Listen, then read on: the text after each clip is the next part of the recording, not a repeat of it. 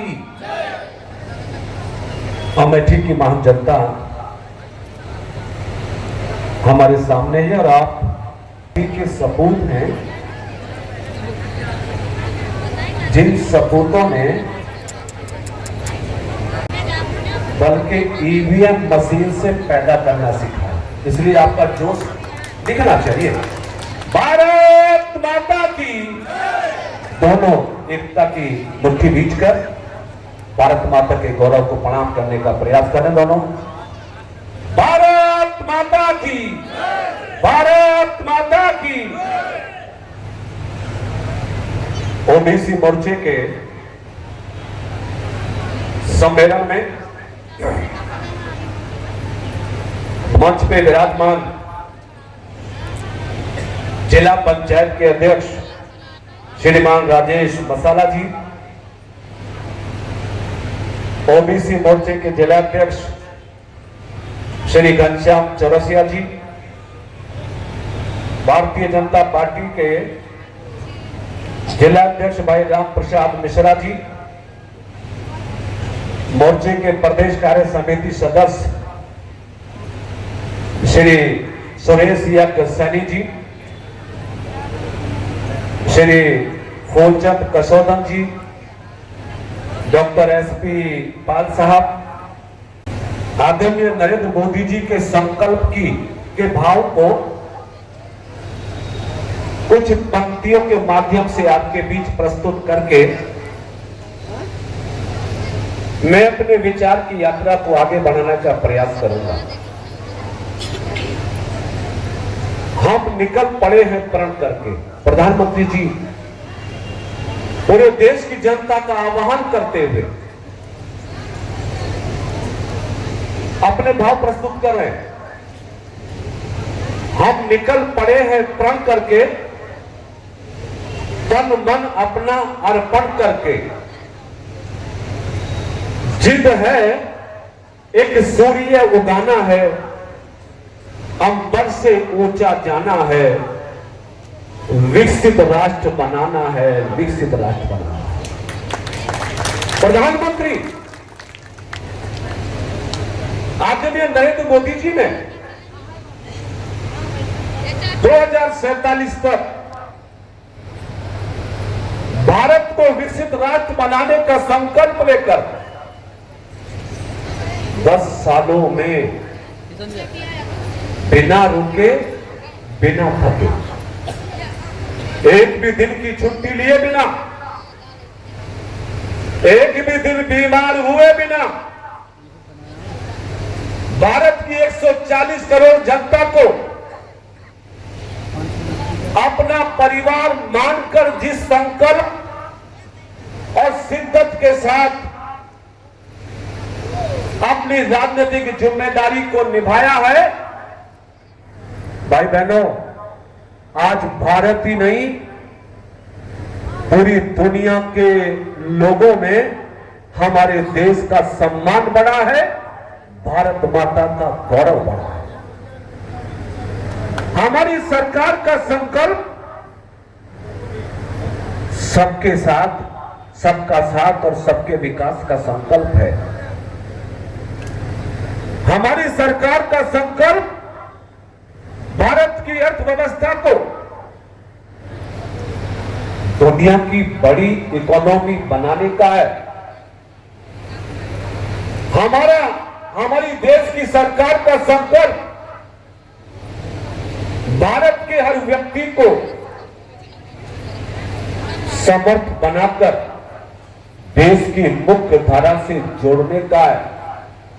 इसलिए प्रधानमंत्री जी ने लगातार 10 सालों में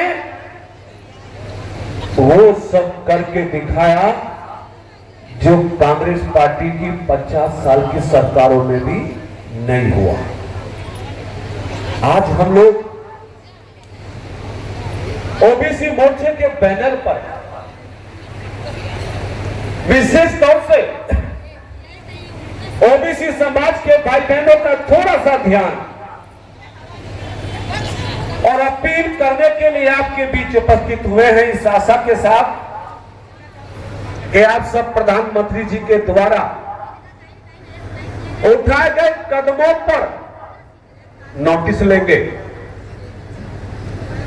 उनको सुनकर मनन करेंगे और भारतीय जनता पार्टी के द्वारा घोषित अधिकृत प्रत्याशी जो आदरणीय प्रधानमंत्री जी की कैबिनेट में पहले भी केंद्रीय मंत्री थी, आज भी केंद्रीय मंत्री हैं, उनको 2019 से अधिक मतों के साथ जिताने का संकल्प लेंगे। मैं इस भाव के साथ आपके बीच में उपस्थित हुआ हूं। ओबीसी कमीशन को कभी संवैधानिक दर्जा देश में मिलेगा? 52% बड़ी आबादी में रहने वाले पिछड़े समाज के लोग 50 साल तक कांग्रेस पार्टी की सरकार में ठगे गए। रोटी कपड़ा और मकान का नारा देकर पिछड़ों के अधिकार को लूटने का काम, पिछड़ों के संवैधानिक अधिकारों को न दिलाने का इरादा लेकर कांग्रेस पार्टी ने लंबे समय सरकार चलाई है। कभी पिछड़े भाइयों के ओबीसी कमीशन को संवैधानिक दर्जा देने पर विचार नहीं किया। भाई बहनों, ये ओबीसी कमीशन है क्या? ये वो पंचायत है, ये वो पावर है, ये वो कमीशन है जो हिंदुस्तान की 52% ओबीसी आबादी के संवैधानिक अधिकारों पर जब भी कोई कुठाराघात करेगा उसका जवाब देने के लिए और ओबीसी समाज को उसका अधिकार दिलाने के लिए हिंदुस्तान में आज बहुत बड़ी शक्ति किसी कमीशन के पास है, तो वो ओबीसी कमीशन के पास है। भाई बहनों, कभी कांग्रेस ने इसको संवैधानिक अधिकार नहीं दिया। इस मत से मैं देश के यशस्वी प्रधानमंत्री नरेंद्र मोदी जी का आभार अपनी तरफ से और आप सबकी तरफ से करने के लिए आया हूं कि प्रधानमंत्री जी ने 2018 में हमारे इस ओबीसी कमीशन को संवैधानिक दर्जा देकर हमारे लिए न्याय का रास्ता खोल दिया है। दिल्ली में बहुत बड़ा कोर्ट हमारा बन गया है, संवैधानिक अधिकार दे दिए। भारत के संविधान में संशोधन करके प्रधानमंत्री जी ने खुले दिल से पिछड़ों को इस बात का संदेश दिया कि भारतीय जनता पार्टी की सरकार में, एनडीए की सरकार में किसी भी पिछड़े के अधिकारों के साथ अब कोई अन्याय नहीं करेगा। ये अधिकार प्रधानमंत्री मोदी ने दिया और ओबीसी कमीशन के चेयरमैन को कैबिनेट मंत्री का दर्जा देकर हमारे पिछड़ों का गौरव बढ़ाने का काम प्रधानमंत्री जी ने किया। भाई बहनों, एक चीज और जो मुझे आपसे कहना, एजुकेशन, शिक्षा समाज का और देश को आगे बढ़ाने का सबसे बड़ा आधार है। अब जो बेटी हमारे बीच चुनाव लड़ रही हैं, स्मृति ईरानी जी, ये पहली सरकार में एचआरडी मिनिस्टर थी। मैं उस समय मेंबर पार्लियामेंट था, मैं भी सांसद था और भारतीय जनता पार्टी की सरकार में पिछले समाज के नौजवान युवाओं को शिक्षित करने के लिए, समर्थ बनाने के लिए, रोजगार और सम्मान से जोड़ने के लिए हिंदुस्तान में पहली बार नीट की परीक्षा में 27% आरक्षण दे दिया नरेंद्र मोदी ने। 27% रिजर्वेशन नीट की परीक्षा जानते हैं क्या? नीट की परीक्षा वो है जिस परीक्षा को पास करके बच्चे एमबीबीएस करते हैं, एमडी करते हैं, एमएस करते हैं, स्वास्थ्य डॉक्टरेट की पढ़ाई पढ़ते करते हैं। आपके प्रधानमंत्री जी ने हम सबके लिए, हम सब पिछड़ों के बच्चों को डॉक्टर बनाने के रास्ते नीट में रिजर्वेशन देकर कर दिया। भाई बहनों, 6000 बच्चे इसी साल हमारे MBBS में एडमिशन लिए। आने वाले समय में आप देखेंगे कि भारतीय जनता पार्टी की सरकार में बड़ी संख्या में पिछड़े समाज के बच्चों को डॉक्टर बन के देश की सेवा करने का सौभाग्य मिलने वाला है। केंद्रीय विद्यालयों में 27% रिजर्वेशन प्रधानमंत्री मोदी जी ने दे दिया। सैनिक विद्यालयों में 27% रिजर्वेशन प्रधानमंत्री जी ने दे दिया।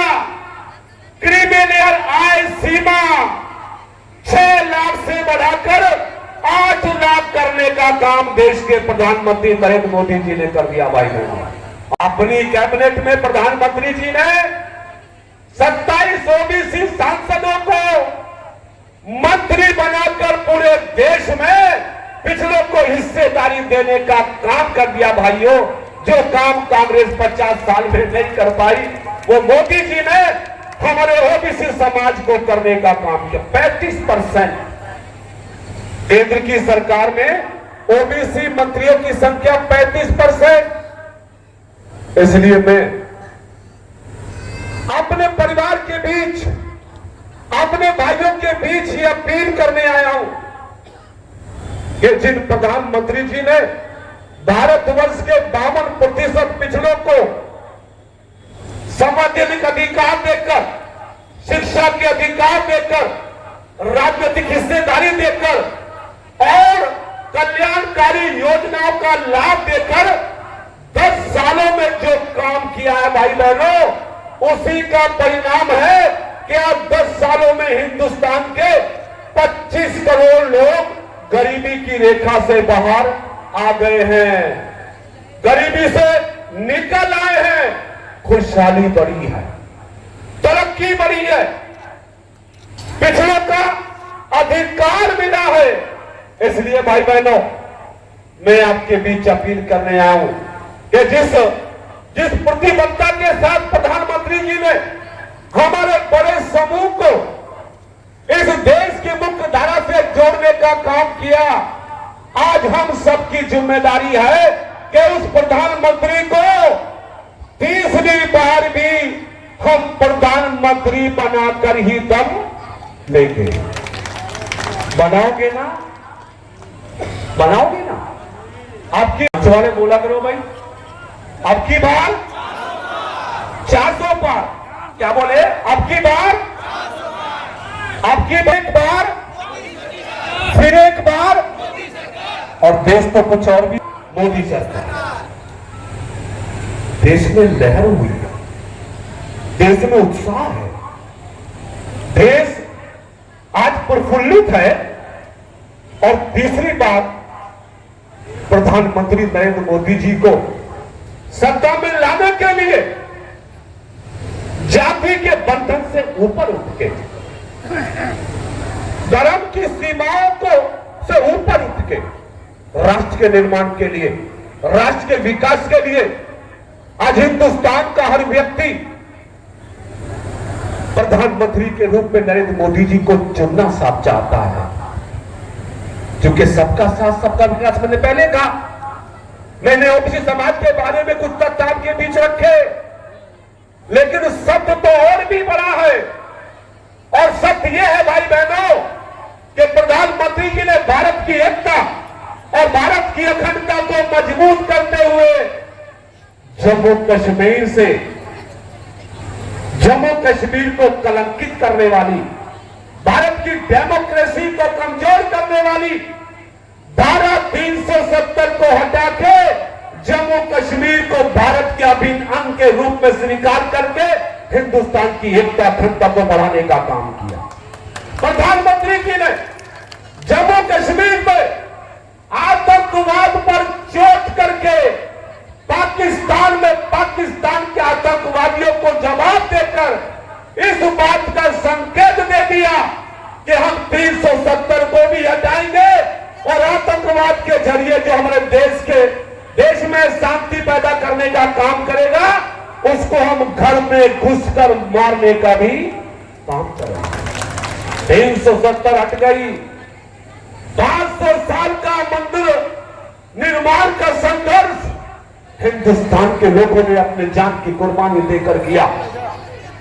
500 साल सनातन धर्म के लोगों ने अपने जीवन का श्रेष्ठ देकर भगवान श्री राम के चरणों में अपने आप को अर्पित करके राम मंदिर के निर्माण के लिए अपना योगदान दिया। भाई बहनों, कभी सोचकर देखिए कि अगर प्रधानमंत्री नरेंद्र मोदी ना होते तो क्या मंदिर बन पाता? क्या रामलला की प्राण प्रतिष्ठा हो पाती?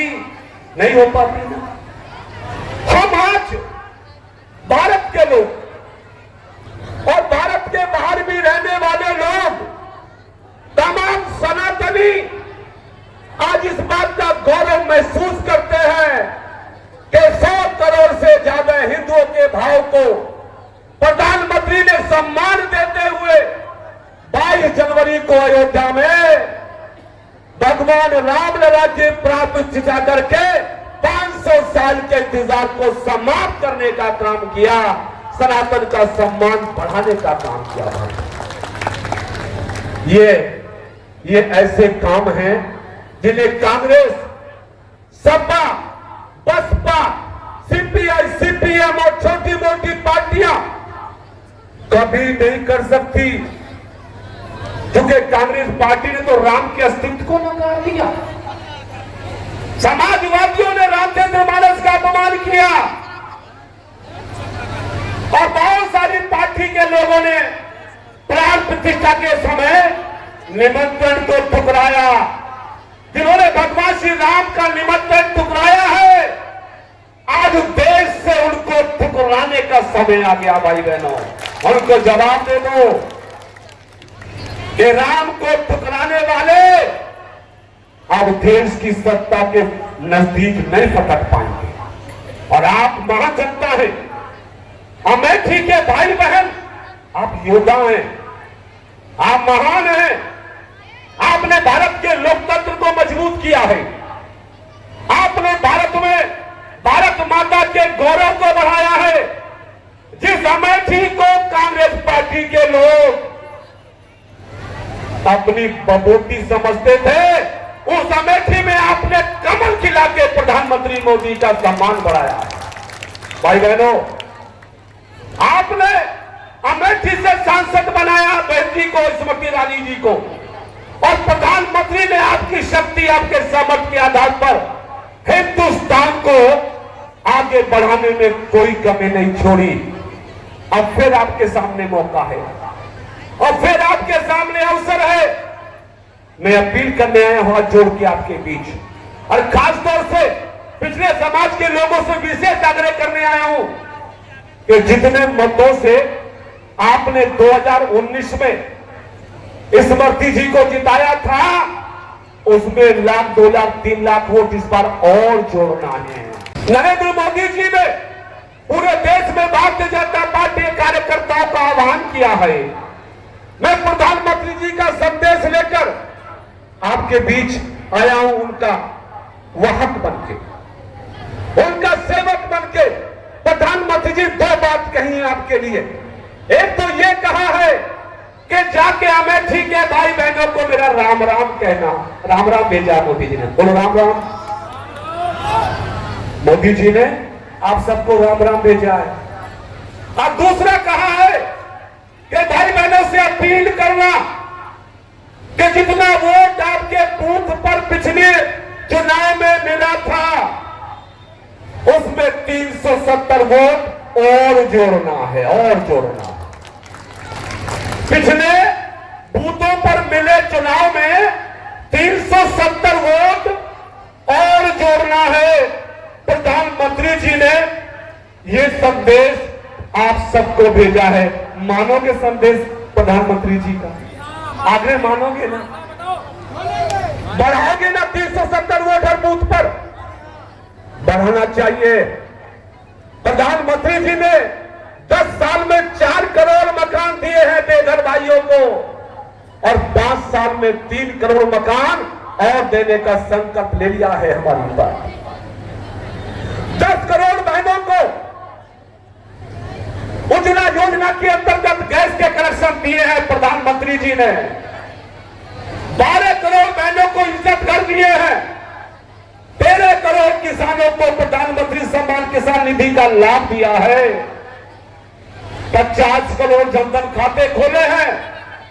55 करोड़ लोगों को आयुष्मान लाभ देने का काम आयुष्मान कार्ड के माध्यम से किया है और 80 करोड़ से ज्यादा गरीबों को निःशुल्क राशन देकर हिंदुस्तान के एक भी व्यक्ति को भूखा नहीं सोने दिया। ऐसे हैं आपके पास 220 करोड़ वैक्सीन। आप सबको याद होगा कि एक ऐसा समय आया था देश और दुनिया में जब कोरोना की बीमारी आई थी। चाइना, अमेरिका, इंग्लैंड, स्पेन जैसे देश धराशायी हो गए थे। उस माहौल में आपके प्रधानमंत्री नरेंद्र मोदी जी ने 9 महीने के अल्प समय में 2 वैक्सीन बनाई और हिंदुस्तान में 220 करोड़ निःशुल्क वैक्सीन देकर हर हिंदुस्तानी की जान बचाने का काम किया आपके प्रधानमंत्री ने भाई। और इतना ही नहीं भाई बहनों, अंधेरा हो रहा है वरना मैं बात आपसे और भी करता, मैं बात को समाप्त करना चाहता हूं। इतना ही नहीं, हमारी पार्टी हमारे देश की संस्कृति वासुदेव कुटुंबकम की है। हम अपने देश की भी सोचते हैं और पूरी दुनिया की भी सोचते हैं।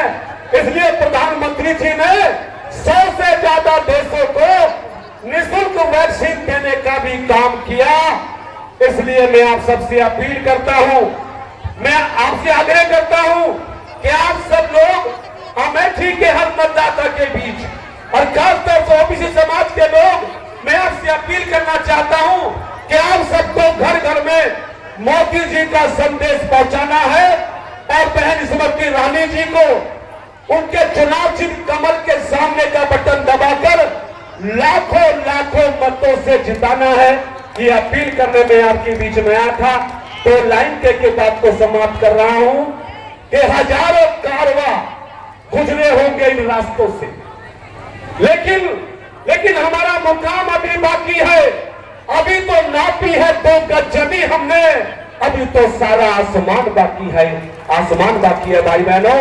हमें देश के साथ साथ दुनिया की तरक्की का हिस्सेदार बनना है और लाखों मतों से स्मृति को जिताकर कांग्रेसियों को एहसास कराना है कि आपका भ्रष्टाचार और आपका परिवारवाद अब हिंदुस्तान में नहीं चलेगा।